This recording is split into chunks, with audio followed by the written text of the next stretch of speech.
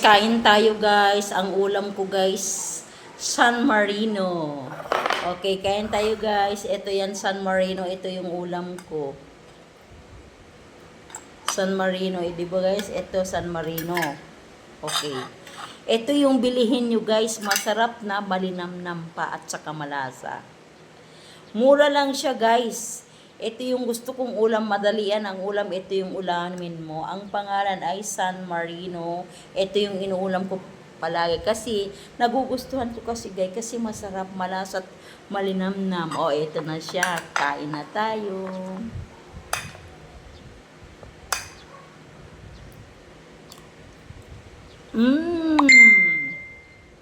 Yummy. Okay guys.